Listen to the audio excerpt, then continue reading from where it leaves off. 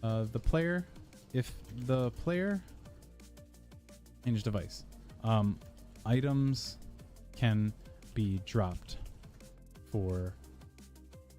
items can be dropped. Because maybe you get an item that you really don't want and you want to re-roll somewhere else. Like you want a chance at getting another one. If the player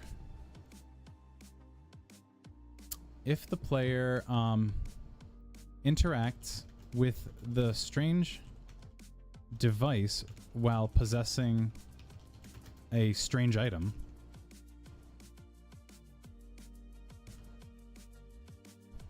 we'll call it that, maybe. They will activate the VHS controller functions.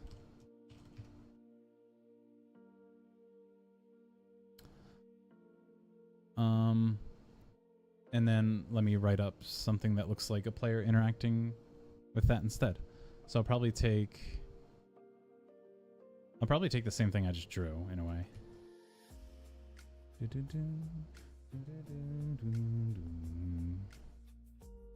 Put the controller there.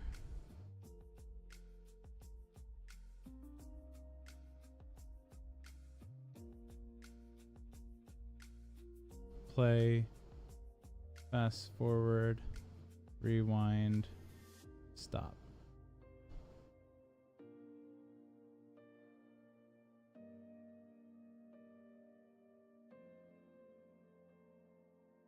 Cool.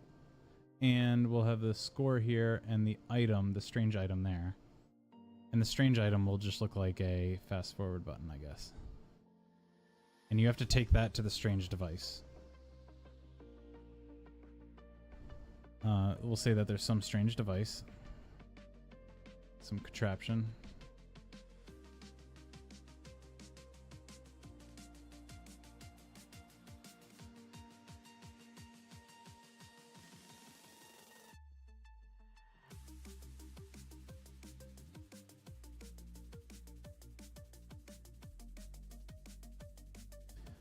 And you have to interact with that.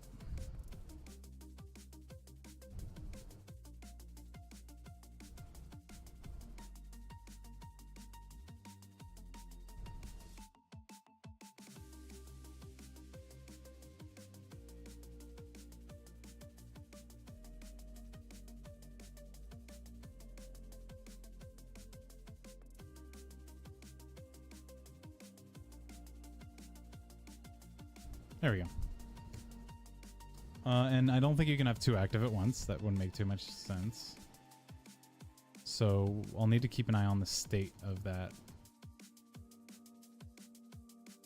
There we go. Strange device. Delete that. Paste that.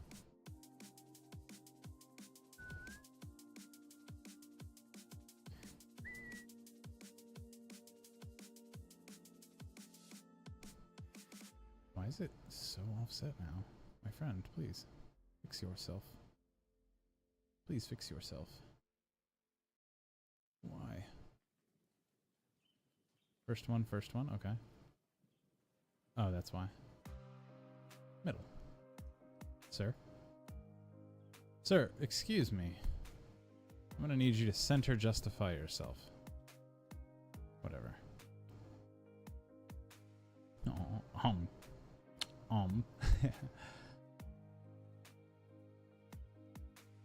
Oh, what else do we have? So, controllers. The strange device controller functions.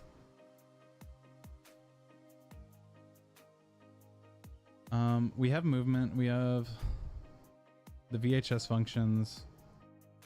That's fine. I think we have that for now. I don't think there's really anything else at the moment. So I think what I'll do down here, let me delete this row. Secondary mechanics. Bum, bum.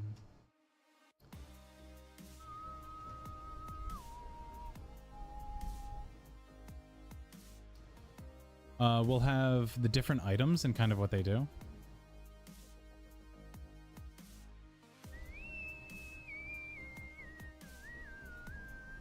Actually, let me add a new Insert row below, and we'll have to add in the timer mechanic stuff. Game end.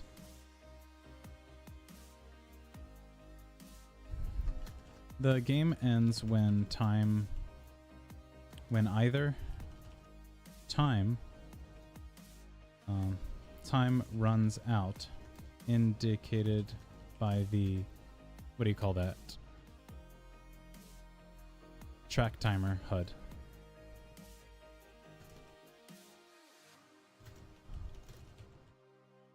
Element, or when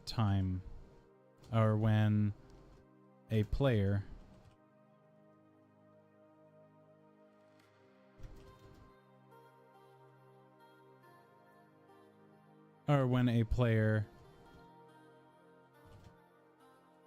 interacts with the strange device with the stop item.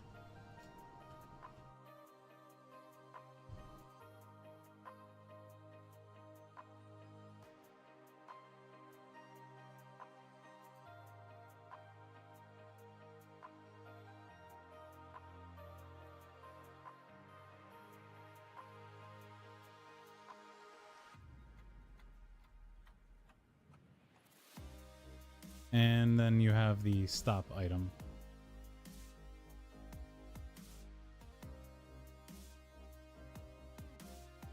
You have play, fast forward, rewind, and stop.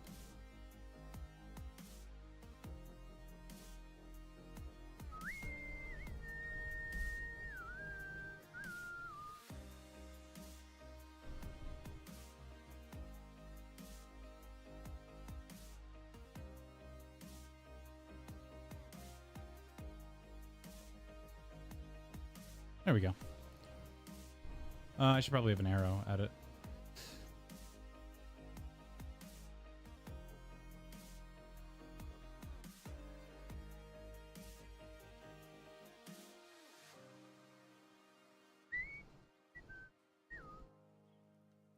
There you go.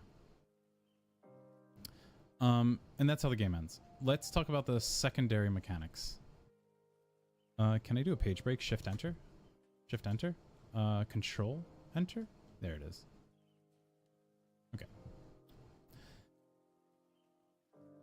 Was I writing this? Yeah, okay. So the different items, secondary mechanics. Item. Let's say item mechanics. Item mechanics. Let's talk about candy. Sure. Candy is collected.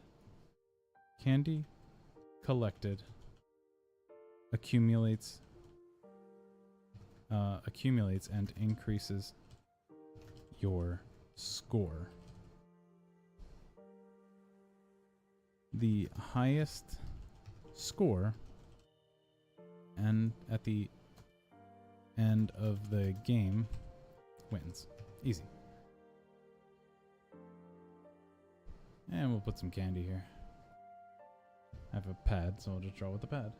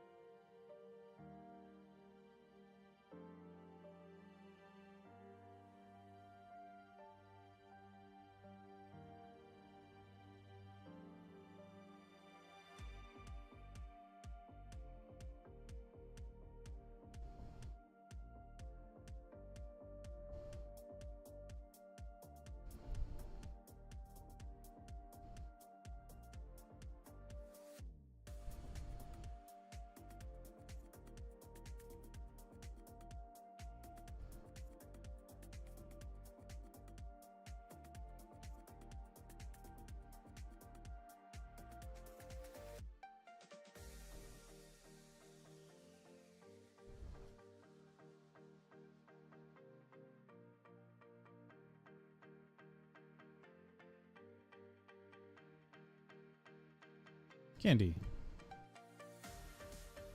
Just a picture of candy. Easy.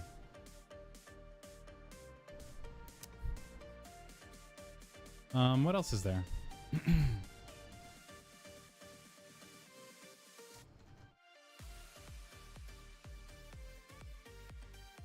Let's talk about Mysterious Goo.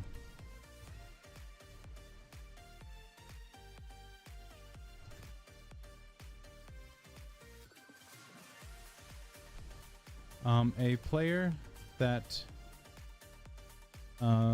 acquires the Mysterious Goo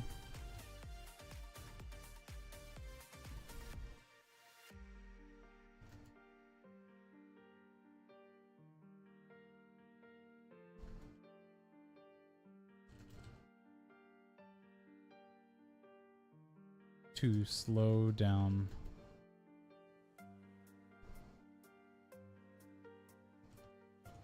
players.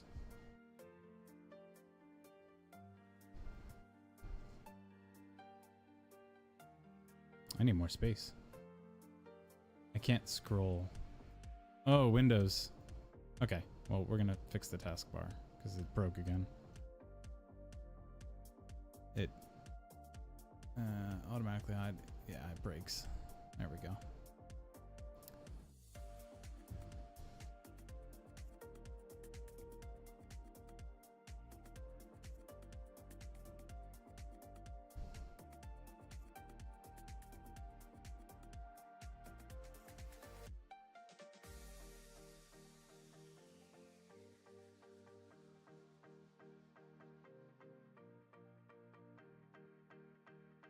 And this person left behind some mysterious goo. So we're going to put that on the ground.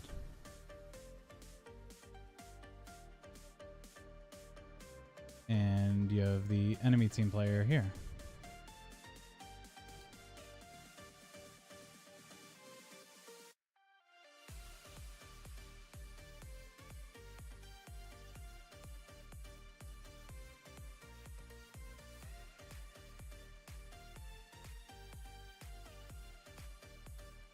There you go.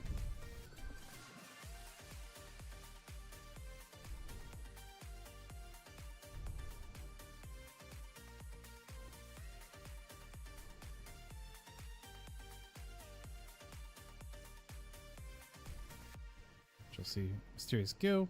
What else do we have? Rat hole. Let's get the rat hole in here now. Rat hole. A player that acquires the rat hole. Tar hole. The rat hole item can drop it in a place of their choosing.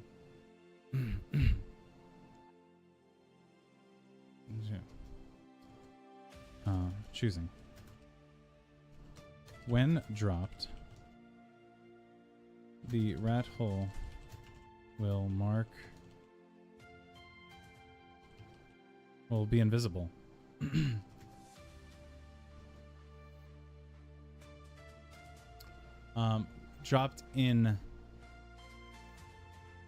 Can be dropped in 2 places of their choosing. When dropped, the rat hole will be invisible until stepped on.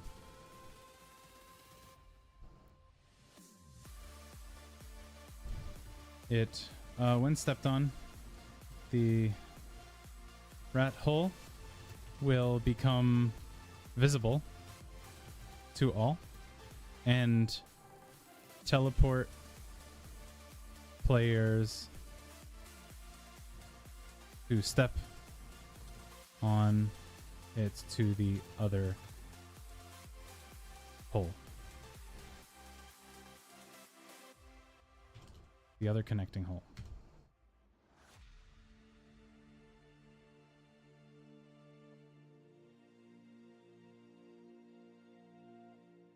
There we go.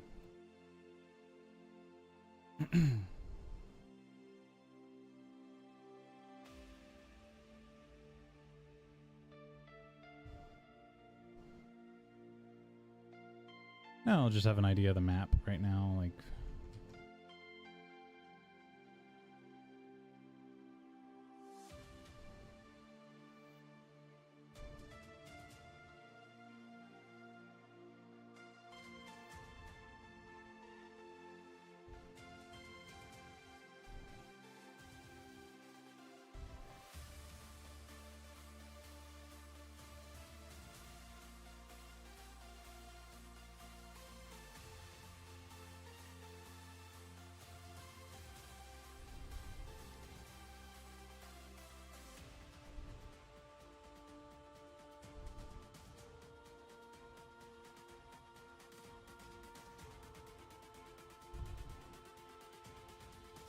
There we go.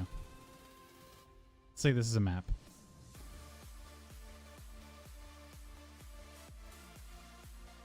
And we'll put the rat hole like in orange.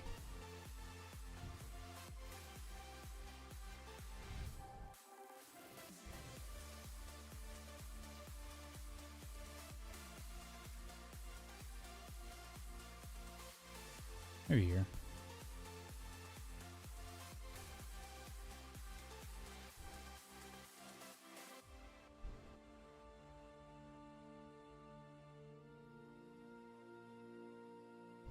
There we go.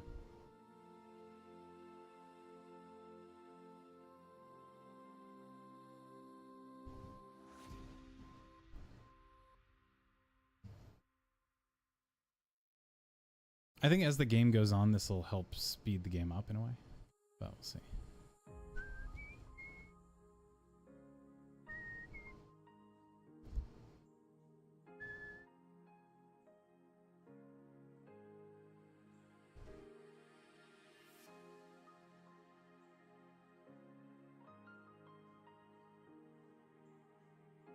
Mock-up. Not necessarily final. And then we have the different other stuff. Let's go ahead and put in a... I don't think the play button is... The play button is just the default. Fast forward.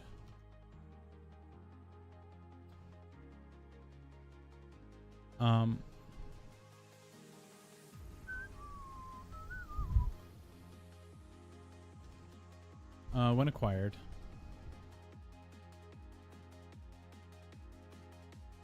the player must bring the item to the strange device in order to activate. When activated, this will increase the game speed by a factor of 2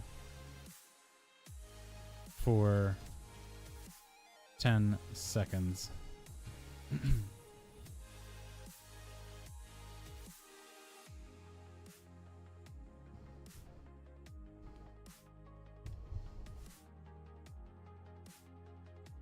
I'm running out of space. I'll put it over here, I guess. There we go. Actually, I really like my HUD layout, though. I'm going to keep that. There. Did I always have the pencil? No, I didn't. There we go.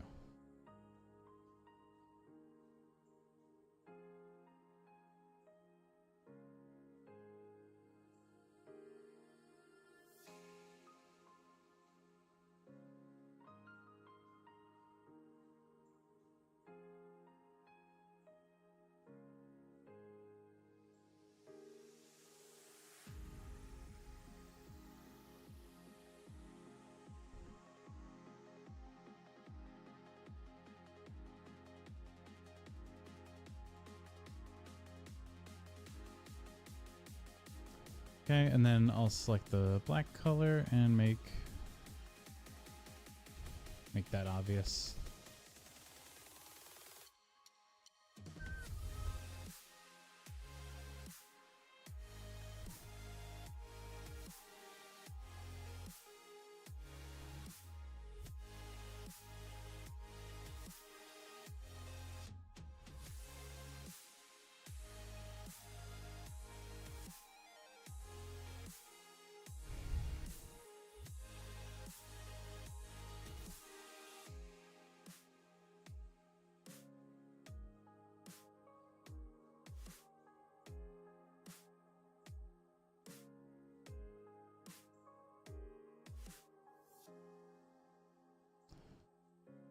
Yeah, I'm thinking it'll do it for everybody. I think it's just a whole like game modifier.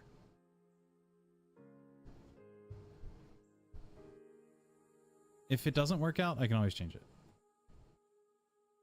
Like if it just doesn't either make sense or if it just doesn't work, or if I'm having a hard time getting it working. then I can make it work.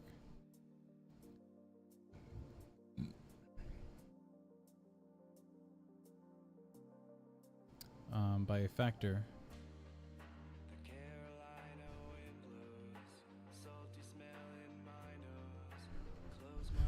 For a time.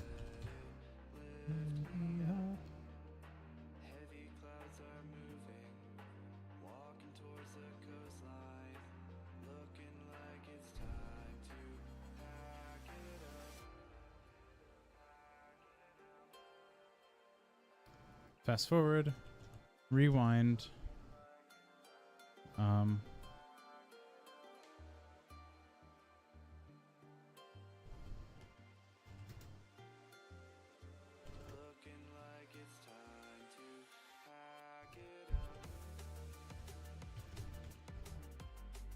Yo, what's up, Bronzande? Hello. Hello, hello. Hello, hello. Sound like my grandmother. Oh my gosh. Sounds just like that. Hello, hello. Hi, Bronzandi. I'm probably making this more difficult than it needs to be. But it's kind of hard to show this. It's a little difficult to show how this is working.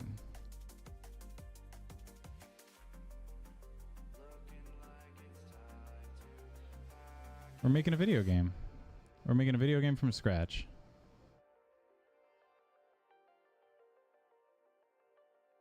We're gonna make a video game from scratch. And we're still on the planning phase. How's that going? It's going very well, actually. I didn't think I was going to have an idea today, but I actually have a pretty awesome idea that I'm happy to move forward with. So I'm excited to execute on it and see how it goes.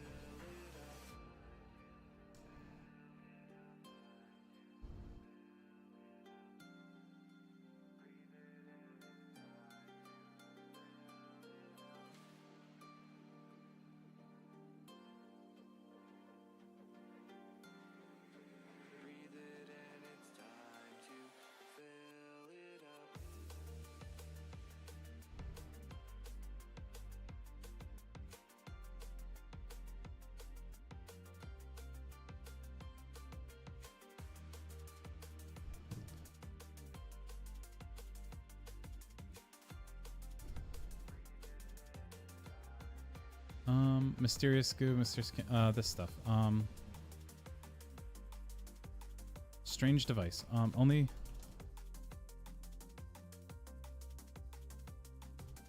Only one strange device. Only one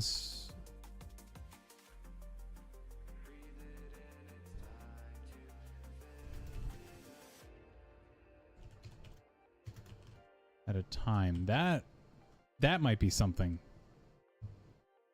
Okay. I can explain it if you're interested in hearing about it. I like talking about it because it kind of gives me a fresh perspective sometimes. Insert a row below and then the stop functionality. Go for it? Yeah, give me one moment because I'm actually at the end of this section. Let me write down what stop does. When interacted, when activated, this stop. This ends the game. This ends the current game. And then for the last one, what I'll do is... Whoop. I'm curious if you can actually make an idea of like what I'm doing without me explaining it, based on everything I'm just kind of drawing and prototyping and... no. Like even the genre of the game.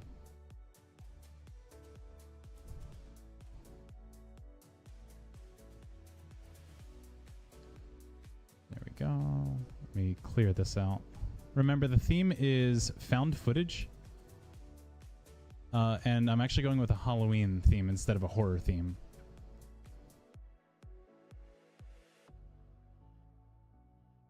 And then we'll do this. Color that in. Just to show off that this was the one that was activated. That's this. That's the... Oh, I probably don't have enough room. There we go. And we'll we'll show this. There you go.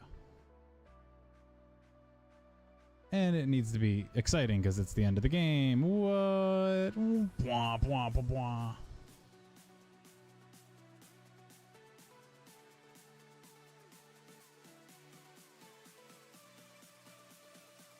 This person will hold up a cup.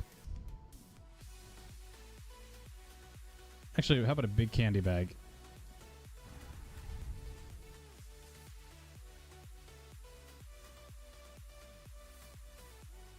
Yeah, big old candy bag. Yeah, congratulations. You won. Because if you're stopping the game, you're probably doing it because you've won. Playing a game while listening, watching? It's all good. Enjoy your game. It's all good.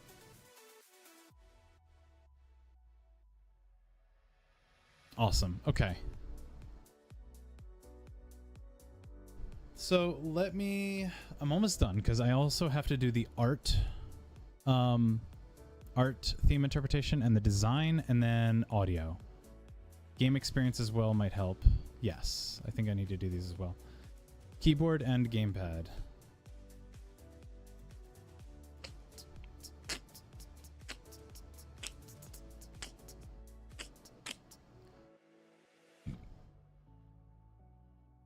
Awesome. Okay. So okay,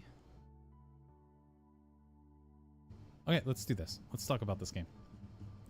So this is for the Chicago Game Jam 2024, a Chicago Game Jam put on for the month of October. It is due on the 18th, and there's a number of awards and prizes, and there's a gathering, and then you have to, show it off. Cool. I do not have a game name yet, so that's still up in the air. It is by Michael DeLuca for the Chicago 2024 Game Jam. Introduction. So, let's pause this. So the game is a top-down competitive candy collecting catastrophe. Players compete for the highest score while sabotaging their competition in order to bring home the sweetest of hauls. The inspiration actually comes from Mario Kart's battle mode. While being a linear racing game, I'm more looking at the mechanics of the battle mode for its competitiveness in the items that the items offer, the inclusion of split screen, the color-themed, easy-to-identify areas, as well as the casual and lighthearted nature of the competitiveness. All of this contribute to the inspiration I'm looking towards when finding the fun in the player interactions. However, I do not intend for the players to seek each other out, but instead circumvent. So it is not, you're not battling others, you're trying to do the things faster than the people around you in the same space. Another one is this game that I played a long time ago called the Cartoon Network Trick or Treat Beat. It is a game from the TV network web game era, and I thought this to be a great art style and aesthetic. Simple player movement as well as a candy collection mechanic. Though it was a single-player puzzle game, I thought a lot of what was included in this simple and long-forgotten gem could live on in a casual competitive capacity. And then the player experience is a split-screen shared arena. Players are encouraged to run around and collect as many points in the form of candy as possible while accumulating items to use to their advantage to gain the upper edge as power-ups in the form of power-ups or traps. More experienced players will have a better understanding of the spawns, map layouts, as well as high traffic areas. The platform, so this is actually supposed to be released on PC. I'm going to be using Unity 22 LTS, long-term support for that. The genre I'm going to be doing is a top-down, casual, competitive multiplayer party game. The target audience, the intent is to make a game that is easy to grasp and jump into for casual players that are looking to win over their friends in a low-stakes, light-hearted party game, while also offering outplay potential for those who are more experienced. The concept and the gameplay overview, the player will control a trick-or-treater moving around an arena to collect as much candy as they can before the timer is up or the game is stopped. Players will be able to acquire items to use for themselves or against other players. And now comes the theme interpretation. So the theme for this was found footage, and when I immediately think of this idea of found footage, I think of a